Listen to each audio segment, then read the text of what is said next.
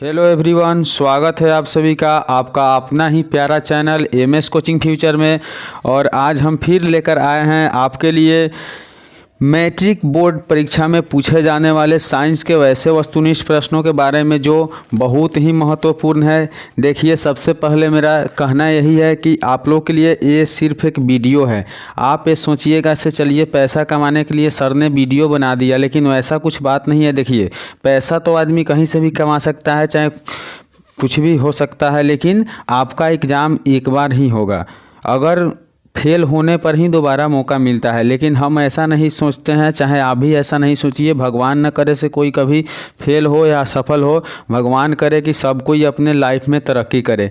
तो इसलिए सबसे पहले ध्यान देना चाहिए कि अगर कोई भी एजुकेशन लेवल का वीडियो है, अगर आपके यूट्यूब पे दिख रहा है, तो उसे अगर आपके लेवल का है, जैसे आपकी मैट्रिक का एग्ज़ाम होने वाला है, आप मैट्रिक का विद्यार्थी है, तो आपको निश्चित है से देखना चाहिए। जैसे आप किसी सिंगर का गाना या वीडियो देखने के लिए उत्सुक रहते हैं से कितना जल्दी आए हम देख ले, उसी प्रकार आप इसे देखने के लिए उत्सुक रहिए, क्योंकि इससे आपका फ्यूचर बनने वाला है। क्योंकि वीडियो जो नाच प्रोग्राम के देखते हैं उससे फ्यूचर बनने वाला नहीं है, वो केवल आपके इंटरटेनमेंट के लिए है। तो आप सबसे पहले ध्यान दीजिए कि किसी भी वीडियो को आप पूरा देखिए, क्योंकि पूरा देखिएगा तभी आपको ऐसा होगा से कुछ न कुछ नॉलेज बढ़ेगा, जिससे आपका बोर्ड परीक्षा में नंबर बढ़ जाएगा। तो अगर आपको अभी बात समझ में आ गया होगा तो वीडियो को अंत तक ज़रूर देखिएगा। अगर इस वीडियो पर आप नए हैं, अभी तक आप चैनल सब्सक्राइब नहीं किए हैं, तो चैनल को सब्सक्राइब कर लीजिए। क्योंकि कितने ऐसे लोग होते हैं जो वीडियो केवल देखते हैं, चैनल सब्सक्राइब नहीं करते हैं। लेकिन ये सोचना चाहिए से चैनल सब्सक्राइब करने में कोई पैसा नहीं लगता है, थोड़ा सब्सक्राइब कर लीजिए, उससे हम लोग का भी मोटिवेट होगा, ताकि हम लोग भी आगे नया नया वीडियो आप लोग के लिए लाए, ताकि आप लोग पढ़कर आगे बढ़े। तो चलिए हम आपको पैटर्न पहले बता देते हैं। साइंस 2022 के जो परीक्षा होने वाला है, तो उसके बारे में हम बात कर रहे हैं। तो सबसे पहले आप थोड़ा सा ध्यान दीजिएगा इस बात पे, क्योंकि हम थोड़ा दिखा रहे हैं से वस्तुनिष्ठ का टाइप कैसे होता है, यानी ऑब्जेक्टिव टाइप किस प्रकार से पूछा जाता है। आप स्क्रीन पे देख रहे हैं, इसमें आपको दिया हुआ है से प्रश्न संख्या 1 से 80 तक वस्तुनिष्ठ है, यानी 1 से 80 तक वैसे प्रश्न आपसे बोर्ड पूछता है जिसमें आपको 40 प्रश्नों का उत्तर देना होता है। कितना प्रश्न को उत्तर देना होता है? 40 प्रश्नों का उत्तर देना होता है, जिसमें प्रत्येक प्रश्न में आपको 4 ऑप्शन नीचे दिया रहता है। तो आपको सही आंसर का सिलेक्शन करना होता है, यानी सही उत्तर जो है आपको वही ओएमआर शीट में आपको चिन्हित करना होता है, अर्थात भरना होता है। तो एक एक प्रश्न आपके लिए बहुत ही महत्वपूर्ण है, तो एक एक प्रश्न को जरूर देखिएगा। तो चलिए हम बढ़ते हैं अगली प्रश्न की ओर। तो अगला प्रश्न है आपका, एक एंगस्ट्रम का मान क्या होता है? देखिए, यहाँ ध्यान से देखिएगा, एक एंगस्ट्रम का मान क्या होता है। तो आप देख रहे हैं कि पहला दिया हुआ है 10 के पावर माइनस मीटर, दूसरा दिया हुआ है 10 के पावर माइनस 8 मीटर, और तीसरा दिया हुआ है 10 के पावर माइनस 11 मीटर। आप देख रहे हैं कि इसमें से हो सके तो मेरे हिसाब से तीनों में कोई सही नहीं है, लेकिन 1.0 गुने 10 के पावर माइनस 10 मीटर होता है। तो अभी आपके ऑप्शन में दिखाई दे रहा है, तो हम इसे ले सकते हैं, अर्थात एक का आंसर क्या हो जाएगा? ए। तो अब बढ़ेंगे अगली प्रश्न की ओर। अगली प्रश्न है, विद्युत बल्ब में फिलामेंट तार बना होता है। जैसे कि विद्युत बल्ब का जो फिलामेंट होता है वो किस तार का बना होता है? तो इसका सही आंसर क्या होना चाहिए? तो सही आंसर आपका है टंगस्टन। क्या है? टंगस्टन। अब बढ़ते हैं अगली प्रश्न की ओर। अगली प्रश्न है, शक्ति का एसआई मात्रक होता है। शक्ति का एसआई मात्रक क्या होता है? ध्यान से देखिएगा।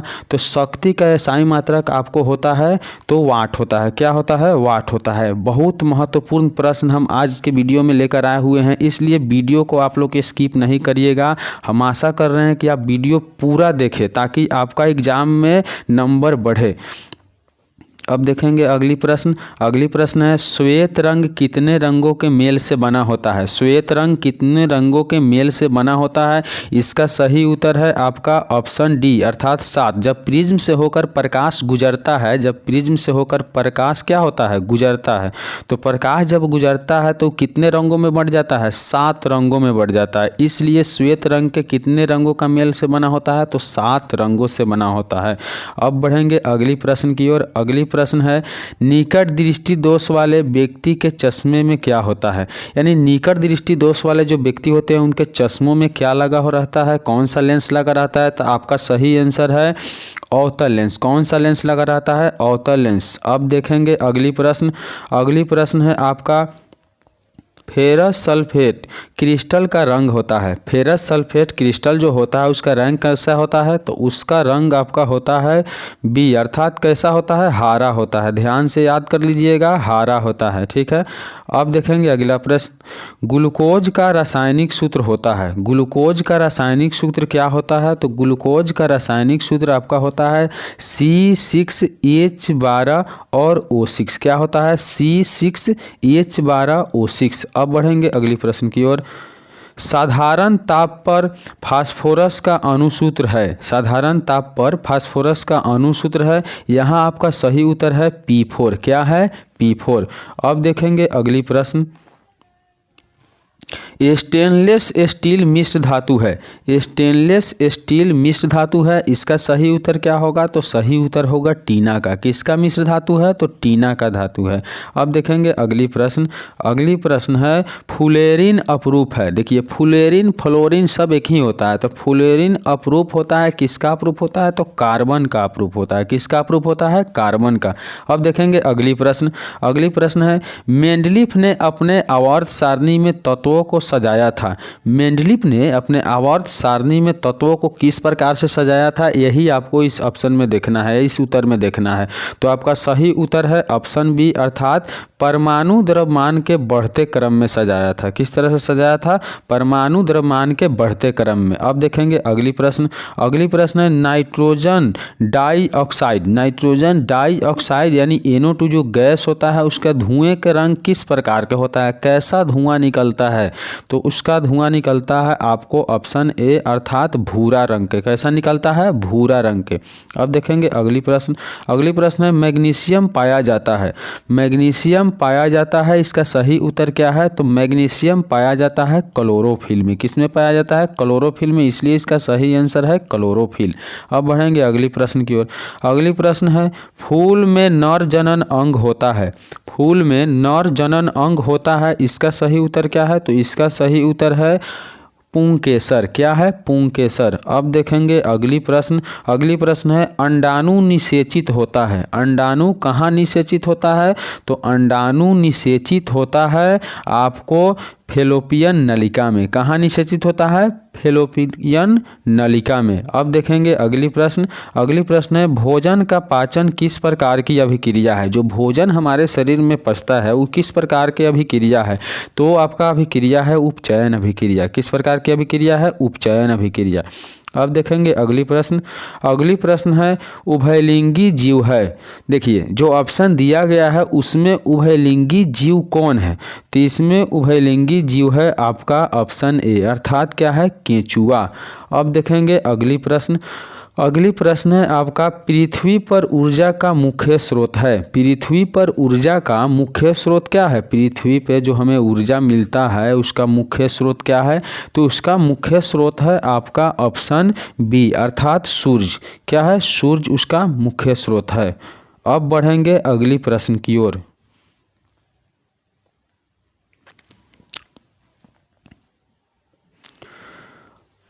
ब्रेक की संरचनात्मक एवं क्रियात्मक इकाई को क्या कहते हैं। ब्रेक की जो संरचना होता है उसे क्या कहा जाता है, तो ब्रेक का जो संरचना होता है उसे कहा जाता है नेफ्रॉन। ब्रेक के संरचना को क्या कहा जाता है, नेफ्रॉन कहा जाता है। अब देखेंगे अगली प्रश्न है आपका, ध्यान से देखिएगा, एक कोशिकीय शैवाल में जल का परिवहन द्वारा होता है। एक कोशिकीय शैवाल में जल का परिवहन द्वारा क्या होता है, तो इसका सही उत्तर है ऑप्शन बी, अर्थात विसरण होता है। क्या होता है, विसरण होता है। अब देखेंगे अगली प्रश्न है, मस्तिष्क उत्तरदायी होती है। मस्तिष्क चीज़ के लिए उत्तरदायी होती है? तो देखिए ऑप्शन दिया हुआ है, सोचने के लिए, हृदय स्पंदन के लिए, शारीरिक संतुलन के लिए। तो आपका सही उत्तर है ऑप्शन डी अर्थात सभी के लिए। अब बढ़ेंगे अगली प्रश्न की ओर। अगली प्रश्न आपका है पराग कोश में होता है, पराग कोश में क्या होता है? तो पराग कोश में होता है परागकण। क्या होता है? परागकण। एक एक प्रश्न महत्वपूर्ण है, इसलिए वीडियो को अंत तक जरूर देखिएगा। एक वयस्क मनुष्य के कितने दांत होते हैं? मनुष्य में कितने दांत होते हैं? तो आपका सही उत्तर क्या है? तो सही उत्तर है ऑप्शन सी अर्थात 32। क्या है? 32। इसमें थोड़ा सेट करने में नंबरिंग गलती हो गया है। तो अब बढ़ेंगे हम अगली प्रश्न की ओर। अगली प्रश्न है बैटरी से किस प्रकार की धारा प्राप्त होती है? बैटरी से किस प्रकार की धारा प्राप्त होती है? तो बैटरी से आपको डिस्ट धारा प्राप्त होती है। किस प्रकार की धारा प्राप्त होती है? डिस्ट अर्थात डीसी धारा। अब बढ़ेंगे अगली प्रश्न की ओर। अगली प्रश्न आपका क्या है? तो अगली प्रश्न है विभवांतर का एसआई मात्रा क्या होता है? विभवांतर का एसआई मात्रा क्या होता है? तो इसका सही उत्तर है आपका वोल्ट। क्या होता है? वोल्ट। विभवांतर के एसआई मात्रक वोल्ट होता है। अब बढ़ेंगे अगली प्रश्न की ओर।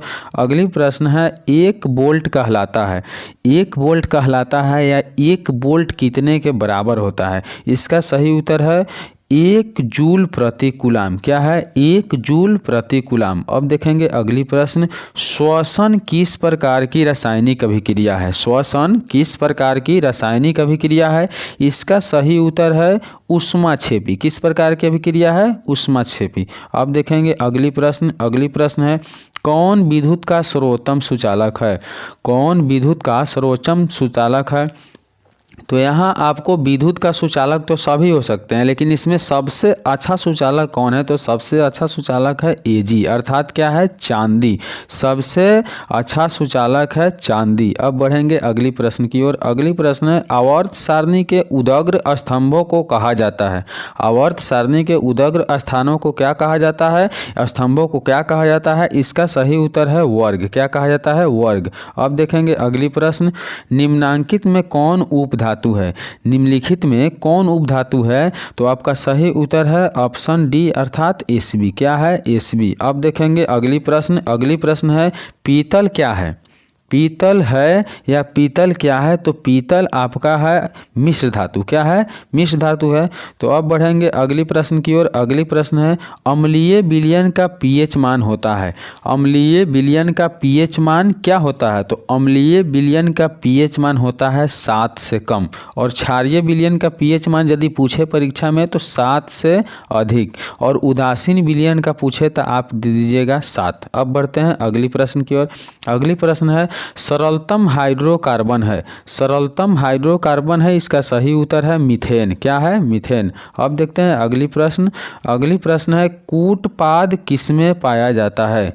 कूटपाद किसमें पाया जाता है? इसका सही उत्तर है ऑप्शन सी अर्थात अमीबा। किसमें पाया जाता है? अमीबा।